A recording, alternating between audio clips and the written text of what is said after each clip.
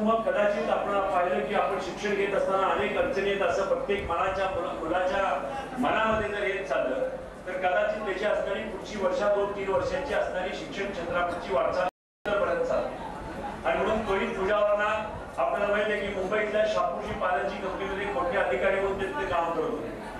माझे त्यांचे जुने संबंध, त्यावेळी त्यांनी बघितलं, त्यांनी सांगितलं की मला इथे शिकवायचं आहे. मी म्हटलं कशाला तू इकडे यायला आहे सांगलीसारख्या ठिकाणी, तिथली मुलं पुण्या मुंबईला जातात, तर तू तिकडे इकडे कशाला यायला आहेस.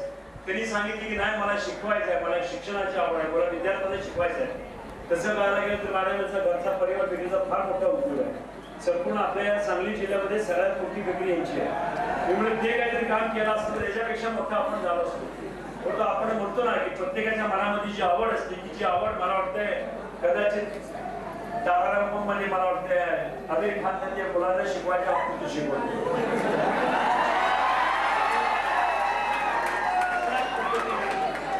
परवाचा तुम्ही त्याच्यामध्ये सुद्धा आमिर खान एका शेवटी आयुष्यानंतर काय करतो तर शास्त्रज्ञ म्हणून शेवट शिक्षक होतो. आणि हा आदर्श कुठतरी त्याच्या पुढे असेल म्हणून त्याने एक काम केलं. गेल्या वर्षी आमची भूमिका होती की या